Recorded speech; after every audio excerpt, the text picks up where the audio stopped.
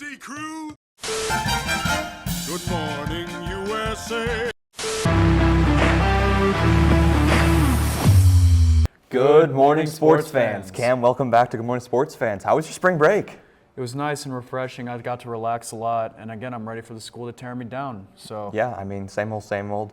Morning question, it's our classic thing to do.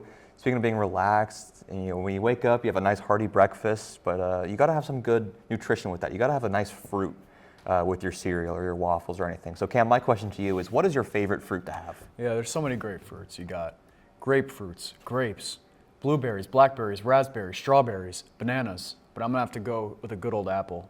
There's so many different ones. And again, like 2 of them, you're nice and filled up until lunch, you're ready to go, and an apple a day keeps the doctor away. Well, my dad's actually a doctor, so I personally don't want to eat an apple to keep him away because he's my dad after all. I respect that. But an apple's good. I mean, I have to go with pineapple. I mean, it's just so good. It's so sweet. I love having it cubed. I eat it all the time when I can. Pineapples are delicious. It's just great. But I mean, I have to shout out oranges. I mean, we go to Syracuse. I mean, clementines are good. They're just a little orange. You gotta shout out strawberries and grapes. Oh my gosh, yeah. Grapes are just amazing. Yeah, but Thomas, this isn't a sport. This isn't a fruit show. This is a sports show. So, yeah, let's get to our our first segment of the day, which is going to be March Madness with Eric and Lucas. Here we go. March Madness has officially arrived. The tournament is on the horizon. So let's start it off with those kind of Cinderella teams, those upsets that always seem to happen every year and are really just the bracket busters, but also the most fun games to watch. So Cinderellas, I mean, everyone, they love Cinderellas. Yeah. Yep. NC State last year, obviously St. Peter's. But this year, I think my Cinderellas are UCSD and Drake. So UCSD, actually, let me talk about Drake first. So Drake, specifically their head coach, Ben McCollum, all he knows is winning. Yep. That's the only thing he knows how to do. He won in Division II, and I think we used in Division III before, I believe, and he won there. And in his very first year in Division I, look where he is. He's at the tournament, an 11 seed. Yep, won the Ohio Valley Conference. It's a close one every year. Is it at Missouri Valley? Missouri Valley, yep. I mean, I think he'll bring his team very far. I think this team, who they faced first round? It was Missouri. They'll beat Missouri easily, I think. And then they're going to shock the world and beat Texas Tech. A good old senior team. Yep. I think Drake is going to shock everyone with that upset. I mean, he's got guys that have a chip on their shoulder. He brought those D2 guys who are trying to prove that winning knows no level in college basketball. And he's coaching like winning knows no level. He's won at every level he's been at. I also agree with UC San Diego. I think they play good defense. They're not super tall, but they're long. They trap. They make threes. They're one of those teams, kind of reminds me of like Loyola Chicago or UMBC, where they're gonna shoot the lights out and they're gonna play good defense and they're gonna make sure the ball doesn't even get to the post, so size doesn't matter. Yes, I agree with that. I have UCSD making the Sweet 16, unfortunately losing to Auburn. But a 1 seed that I think will go down pretty early, and a shocker to most, is Duke. I have Duke losing in the Sweet 16 to Oregon, and let me tell you why. First of all, most of their squad, yes, they're very talented, but they're also very young, all freshmen. They don't have that experience like Oregon. The only experienced guy on that team is Tyrese Proctor, I would say. Yep. Oregon, you cannot doubt Dana Altman in March. You just can't. He's been on so many runs every single year. He's been in March Madness, and I think this year is no different, especially with how stingy this team can get. Yeah, I mean, I can't disagree with you there. Duke is my national championship pick. We'll touch on those later. I feel like Duke has one of their older squads than they usually have, with guys like Tyrese Proctor, Sion James, guys who are coming in and contributing that are not just freshmen. More so than, like those Cam Reddish, that Zion year. But I also have like these kind of mid teams, Cinderella teams that are like the 5 through the 11. I've got Clemson, comes to mind, Gonzaga, Kansas, UConn.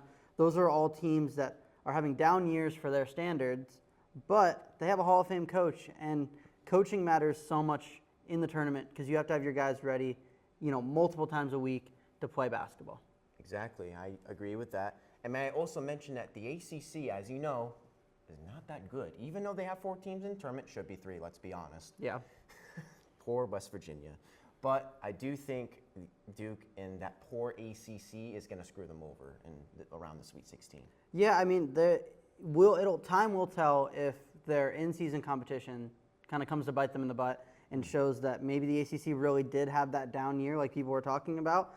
I think they're top heavy, and those top teams have to perform in the tournament for there not to be, kind of a watchful eye on the ACC next year. All right. So over to the Final Four. I mean, everyone asked that question. Who's in your Final Four? Who's in your Final Four? Yep. So who do you have in? Yeah, I've got Auburn, Michigan State, Duke, and Houston. I mean, I like Duke. I think they've got a strong squad. Auburn has been playing fantastic all year. Bruce Pearl's a great coach. Michigan State, Tom Izzo, you can't count him out in March.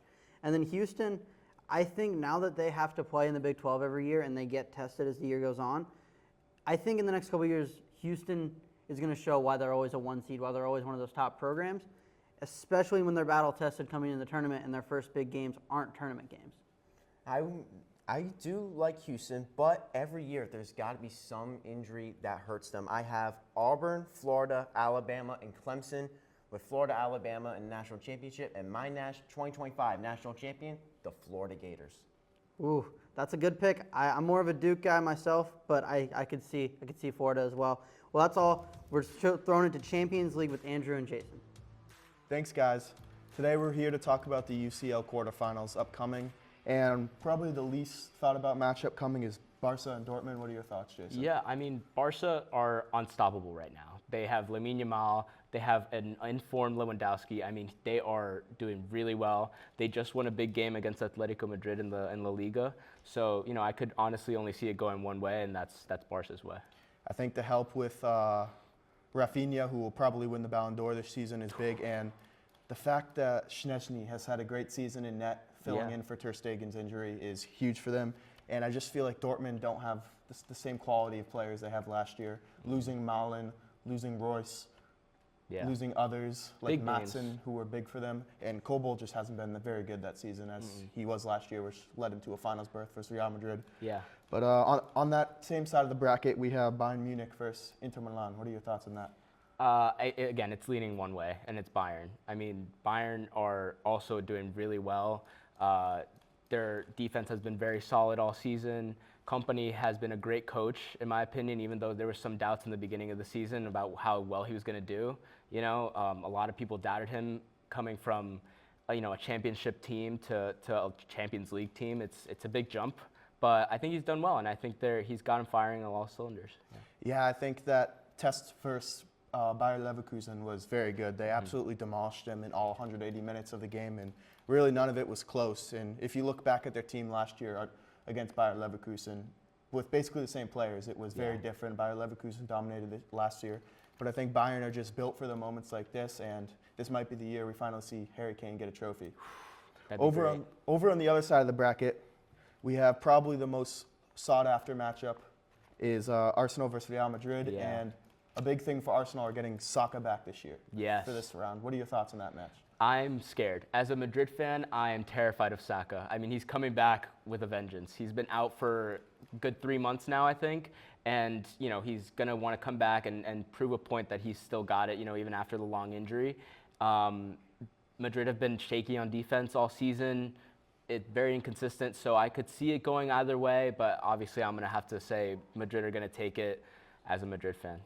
I think I would agree with you there, and the big reason for me is the goaltending. I don't think David Raya is that good of a goaltender compared to Thibaut Courtois. Yeah. And just depends versus Julian Alvarez. I mean, that was unlucky for Atletico, but it was a double touch. But just depends against Atletico in general was great. And they didn't look that good in the second leg, but the first leg they looked like the much better team and honestly should have put up more than 2 in that first leg. Yes, 100%. So I'm not very surprised that they got through, and I just don't think Arsenal have enough scoring talent outside of Saka, especially with injuries to Kai Havertz and Gabriel Jesus up front. They really don't have anybody to score a goal at the striker position. Yeah, I mean, they went up against a PSV that was kind of weak. You could see that if they don't have a striker and they're scoring 6-7 goals on them, they didn't really get tested in that game, and I think this is going to be a good game to see where Arsenal are really in the Champions League against, the past winners. Also that they can put their full focus into the match, basically since their Premier League chances are pretty much out, that they could kind of rest players there, knowing they're Yeah. pretty much secured for a spot next year in the Champions League, and just put full force on this matchup. And then a very interesting matchup here is PSG versus Aston Villa. Yeah. What are your thoughts on that? This is a tough one. I could see it going either way. I know a lot of people are going to say PSG, but Aston Villa have been surprising me all season. I mean, they have that one win against Bayern. That was a crazy win for them. And, you could see another upset here. I mean, PSG, although they have been consistent throughout the season, Ousmane Dembele is doing really well. They have that young French kid, Anoué or something like that. Doué, yes. He's doing really well. But, it's PSG. They always find some way to choke in the Champions League, and Aston Villa has been a very good team. They did lose John Duran, which I think was a great loss for them. But they still have Watkins. They still have John McGinn. They have a really solid defense and, a really good goalkeeper as well. Martinez has been, great since the World Cup. And yeah, I could see it going either way. I think I'm going to go with an upset here, and I'm going to say Aston Villa. I think a point you missed on here is the fact that they picked up Rashford and Asensio on loan. Asensio has been white hot for them, and he's been an amazing player. And he gets to go against a team that loaned him out, so there's a little extra firepower for him. Thank you, guys. Now we're going to toss it to Ethan and Jason, who will talk about the NHL trade deadline. A busy, eventful NHL trade deadline that happened last week. Pretty surprising how many moves went on. I'm Ethan Koppelman, alongside Jason Glick. We're going to break it down for you, and I want to start with your Boston Bruins. Obviously, Brad Marchand moved, a whole variety of moves that included you guys selling off a lot of veteran pieces. What are your thoughts in general on the theme of your guys' trade deadline? I didn't like the theme. I actually thought the return wasn't as bad as people are making it out to be. I think, getting a couple second-round picks, getting just picks at all. The players aren't great. I mean, getting Middlestat from Colorado was a fine addition, and getting Jakub Lauko back, I guess that's a cool reunion. But overall, I didn't like the direction that we're going in. I don't know why you trade your captain midseason, a guy who's been here since 2009, Brad Marchand. Also selling on Charlie Coyle, who was actually kind of heating up after a slow start to the season. And getting off a guy like Brandon Carlo, a guy who's been here for a long time, I can understand it. He was playing pretty bad this season. And Brazeau, he was a fourth line or whatever. And I think it's a good direction, but they need to fully blow it up if they're willing to make moves like this, because they're still in a position of complete mediocrity where they're too good to get a good draft pick, but also too bad to make a deep run in the playoffs, if even make the playoffs at all. So I don't really like this direction at all. So obviously, Jason and I talked wild card standings, specifically, in the Eastern Conference a couple of weeks ago. It was interesting then. It's a bit more interesting now, too. I believe you guys, the Boston Bruins, only 3 points out of that second wild card spot. Problem is you got about 4 teams to pass. So do you think that when your front office kind of analyzes a situation like this, they thought this is the type of thing where you look at this season and we say, well, it's possible, but I don't know how likely it is. You look at that and you also say, we have an aging core of players that are growing older. If we trade them now and just kind of signal to the fans, put a signal out to the league, we're going to try to restart. I assume that's what they're trying to do. You don't kind of see that as a positive in any way. I see more of a retool than a restart, and I would prefer a restart. I would love to be bad for a couple of years to be really good down the line, because it's just mediocrity. They're probably not going to make the playoffs this year, like we said. Now the East is sort of getting really competitive, and there's a lot of teams in there. I don't think the Bruins can compete when there's teams like Columbus, Detroit, Montreal, all jumping them since the last time we were talking about this. Well, it was close then. And, it was close then, yeah. You got to play perfect if there's so many teams in front of you. It's tough. Yeah, and if, like I said, if they want to blow it up and trade big pieces, I'm fine. But just trade everyone at this point. I don't think anyone's really untouchable outside of Pastrnak. And there's a couple cool young pieces like Lowry, who I would be open to keeping. I think he's been a really good offensive talent as a defenseman. And I think Don Sweeney really needs to evaluate if this is a retool or a rebuild, because if this is a retool, I expect this offseason to be huge in getting guys who want to win now, and I don't think this roster has what it takes. And they're also probably, when you look at this year, I don't think they stand a chance to even make the playoffs. They got a 6-game road trip coming up. I don't really like the look of it. Yeah, there's a lot of teams to pass again. So obviously Marchand, a big move, Brad Marchand. Even bigger move, Mikko Rantanen traded for the second time in 2 months. Of course, last month traded to the Carolina Panthers. He went to Carolina, clearly was not interested in an extension, so they moved him to Dallas. What are your thoughts on that? I mean, obviously, I'll just say from my perspective, if you're going to trade for a player that caliber, as the Carolina Panthers, would you not want to make sure that he's going to sign an extension, that he's going to be happy? Dallas was able to do it. He signed an extension the day he got there. Yeah, Carolina really messed up in this whole thing over the last few months, and they had to give up first-round picks to even, or they got some first-round picks for him. They gained a couple. Or yeah. they get a couple. So I mean, maybe Colorado gets more of the bad end of this trade, of this whole three-way swap at this point. Right, that's what it is. Yeah, and you look at it from the Stars' perspective, I think they have a lot of talent going for them. You have some aging pieces like Ben and Sagan, but you also have guys who want to win right now, and I think Mikko Rantanen really slides in well with that team. Playing on 3 teams in one season is pretty ridiculous for a player that caliber, and Carolina saw that he wasn't going to sign there. I think they could have pursued it a little bit more because that's also another really good team that I think could have used him down the line, and now they're moving off him because they couldn't pay him, and now look at him, he gets an 8-year deal, $96 million in Dallas. Yeah, obviously the big part of this is Carolina. They were involved in both trades. They traded Martin Necas. He was a big part of their team, homegrown guy, there for like 5 or 6 years. Do you do that on a whim? Obviously they gained the 2 first-round picks. Just real quick, is that something that you think expected to do, or were okay with that trade-off at the start?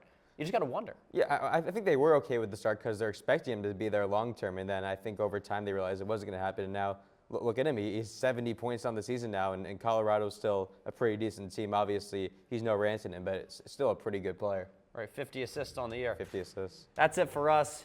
Ethan Koppelman, Jason Glick. We'll pass it off to Thomas and Cam for WWE. Cam, it's some pretty sad news in the world of WWE. This happened almost 3 weeks ago, but it's been so long and it's been so monumental. We just have to bring it up today.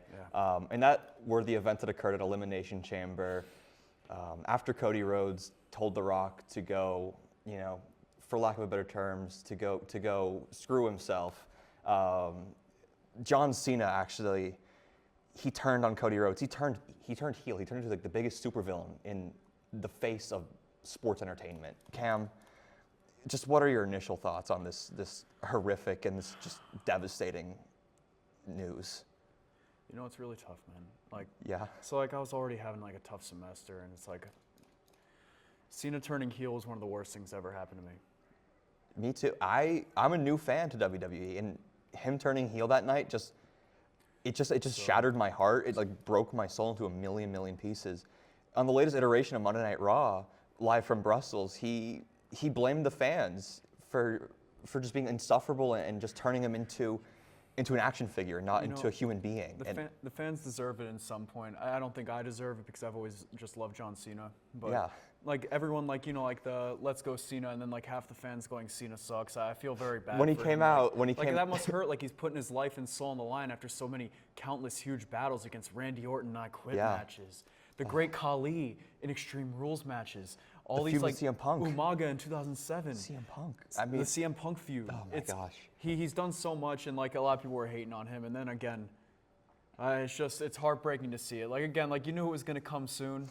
Actually, I didn't think it was gonna come. I don't think it was ever gonna come soon. When Dwayne "The Rock" Johnson was cutting his throat symbolically at Elimination Chamber, what is happening? Is he telling Travis Scott to go turn on Cody Rhodes? Because Travis Scott was in the ring with them, and Travis Scott would turn heel before John Cena would, and yet that didn't happen. John Cena, he bashed Cody Rhodes' face in. It's just mind-boggling. Yeah, John Cena, he's been a hero of mine since the year 2011 when I was 8 years old.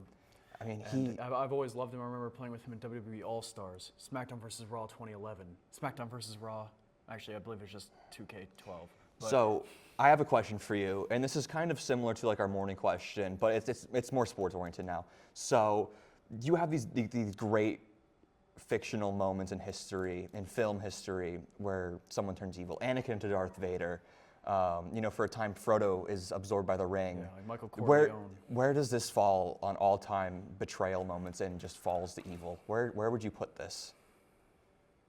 It's pretty high up there. Again, I will say that WWE did something I didn't see coming. Yeah. John Cena betrayed me. I feel like I've been stabbed in the heart. But I think some good news that we can really hope on. Sorry to break kayfabe, but he will turn face by the end of the year. It's his retirement year. He has to go out on top as a good guy. Yeah. If he doesn't, it's just kind of the worst decision in the history of WWE, I think. The interesting thing is that it's going to be only, I believe it's still his retirement year. Yep. So the thing that I'm interesting is maybe they're going to rush his bad guy plot a little bit too much. It's like when you look at his career as a whole, it's going to be like, oh, good guy, tiny bit of bad guy, and then changes right good But before he that, ends. but that bad guy moment, It'd it's be cooler gonna if be he really, had like really 2 or huge. 3 more years left where he can really go on like a dominant heel run for like 2 or 3 years and then kind of have like that Hulk Hogan Rock moment from WrestleMania 2002. But I think just having, I think he will turn face by SummerSlam in early August. So I think just having a month of, or a summer of John Cena being heel, it's kind of the antithesis of him in the summer of Punk, where CM Punk was heel and he was face.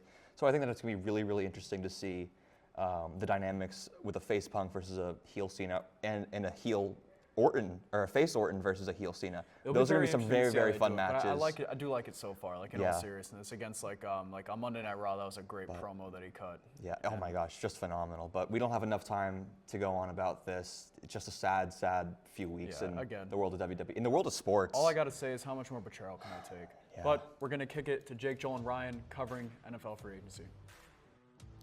Hi everyone, and welcome back to Good Morning Sports Fans. I'm Joel Pelagic, and I'm joined by my 2 NFL analysts, Ryan Croak and Jake Bowen. We are officially in the NFL offseason, which means a few things: March Madness, the NFL Draft, and my delusional expectations surrounding James Franklin are coming right around the corner. But today, we'll be talking about NFL free agency, which can be as unpredictable as DK Metcalf and George Pickens sharing a locker room. So, Ryan, let's start with you. Who is your NFL free agency winner thus far? Well, before we get to that, we've been off for a little bit. Let's come back break. Unless you shave the beard, I've got no beard, no hair, still no ball knowledge on that side of the desk.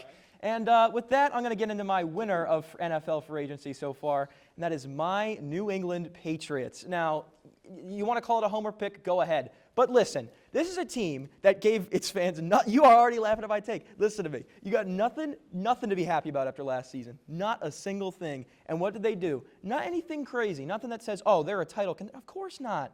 They're not going to fix this problem, this catastrophe with one free agency. But they're setting the stage to be something in the future. And I can't fault them for doing a great job at that. Milton Williams is a huge addition at the D-line. Carlton Davis, love him across from Christian Gonzalez on the other side of the field at corner. Robert Spillane, bringing him over from the Raiders. Great help at the linebacking core. And adding Harold Landry from the Titans. Very, very underrated player at the pass rusher. And then Morgan Moses, bolstering that offensive line that desperately needs all the help it can get. They didn't do anything flashy, nothing too crazy, but they made good, calculated pickups that sets the stage for them to make some bigger splashes in the draft. Travis Hunter, please, and in free agency in the future. So I like what they did with this. Yeah, well, I guess mine's a homework pick as well, because I think the Raiders actually have a better free agency than the Patriots so far. They traded their 3rd-round pick for Geno Smith. That was the biggest acquisition for them. That was a 3rd-round pick that they got for Devontae Adams when they traded him to the Jets. So if you were to tell me Geno Smith for an aging Devontae Adams, I would tell you I'd take that 10 out of 10 times. Also, a lot of these teams are spending a lot. Patriots being one of them. They're overpaying on some guys. Yes, they're guys they need, but the Patriots are overpaying a little bit. The Raiders aren't. You look at 2 guys, Elandon Roberts, who you might not have heard of. You didn't hear of Robert Spillane when he first came to the Raiders. Robert Spillane was a $3.5 million deal for 2 years. Elandon Roberts, a $3 million deal to replace Spillane. He's a physical linebacker that's really going to be able to plug the middle and play that middle linebacker position. He had the 3rd highest PFF run defense with 91 last year, and he's going to be really, really critical for them. Also another guy, Trayvon Merrick, he was a really important safety for the secondary. He's now in the Panthers, $17 million a year. You bring in Jeremy Chin, a better, more experienced corner. You're paying him $8 million a year. So the Raiders, they still got over $45 million in cap space, but they're making smart moves. And I really think that's because you've got Tom Brady and John Spytek running this operation. Yeah, maybe you guys get 6 wins next year. Good job, bud. Let's go with another homer pick. I'm going to take Saquon Barkley as my free agency winner. Listen, Super Bowl champion, highest paid running back ever with a 2-year extension, $41 million. Now, we've talked about some winners. Jake, who is your NFL free agency loser? Yeah, it's the Cincinnati Bengals. And you might be saying, well, Jake, this is a team that signed Jamar Chase and T. Higgins, 2 of their best guys on the offensive side of the football, to long-term extensions. And while you're right, him, Burrow, Chase, and Higgins' contracts make up 44% of the total salary of the Cincinnati Bengals. This is a team that needed defensive help coming into the offseason. The defense allowed over nearly 30 points per game, and if you're spending 44% on the offensive side of the football on 3 guys, I don't know what you're doing if you're the Bengals defense. It's going to be the same story as last year, a 9-8, 8-9 season. You're going to be at the edge of the playoffs. You're not going to make it, and if Joe Burrow is really an elite quarterback, which I think we all can agree he is, then you don't need 2-star receivers. You get Chase because that's where the connection is. T. Higgins, I let him walk. You need to focus on the defense, especially now with Sam Hubbard, one of those key guys coming off the edge, retiring at 30. I don't know what the Cincinnati is going to do. I can see your point. I think the problem with Cincy is they waited too long to pay Chase and Higgins, not that they actually paid them. I'm not going to fault them for doing that. Seahawks are the losers of free agency, and I'll tell you why. You want to talk about overpaying contracts like you mentioned my Patriots did. Talk about Sam Darnold getting $100 million over 3 years, Cooper Kupp getting $15 million a year with his injury history as of late. I don't like anything they're doing up there. I didn't like it before they made all these moves, and I certainly don't like it afterwards. Yeah, I'm going to agree with you, Jake. And one more quick one. What is a move that stuck out to you, Ryan? And this is one that's going to go under the radar, but the Eagles signing Josh Uche to a 1-year, $1.75 million deal. This is a guy, now they've lost so many guys on that defensive line. This is a guy, former Patriot, so you can say it's a homer pick again, but I'm telling you, this guy is a dog. He had 11.5 sacks a couple years ago. He's been quiet as of late, but this is a guy that can make noise on the defensive line, and I think with Vic Fangio and that crew down in Philadelphia, he absolutely will. Well, head-scratching pick. See what I did there. DK Metcalf going to the Steelers. You mentioned it in the open. What's the Pittsburgh quarterback situation? They had to have addressed that first, and if you're going to bring in a receiver like DK Metcalf, you better have a plan at the quarterback position. It's not going to be Russell Wilson, Steelers fans. He's long gone. Right now, it's Mason Rudolph at the starting quarterback position. Also, you mentioned it, George Pickens and DK Metcalf. Those guys are not going to mesh well, and you might see some tempers flare on the field if things don't go their way. I'm going to go Myles Garrett getting an extension. I think it'll shake up the drafts, and I see the Patriots getting Abdul. I think Hunter falls to the Browns. But that will be it for the NFL free agency segment. Thank you guys for watching, and we'll take you to the outro. Thank you guys for tuning in to another great episode of Good Morning Sports Fans. Cam, with our 30-second outro challenge, because we talked about John Cena earlier in this episode, I'm going to ask you to name as many WWE champions as possible. Ready, set, go. Okay, we'll go John Cena, Cody Rhodes, Seth Rollins, Dean Ambrose, Sheamus, Randy Orton, Drew McIntyre, Bruno Sammartino, Buddy Rogers, Billy Graham, Bob Backlund, Hulk Hogan, Iron Sheik, Andre the Giant, Macho Man Randy Savage, Sergeant Slaughter, Ultimate Warrior, Macho Man Randy Savage, Yokozuna, Bret Hart, Shawn Michaels, The Rock, Triple H, The Undertaker, Kane, Batista, Brock Lesnar. 3, 2, I'm 1. blanking. There we go. O'Brien. And that's the episode.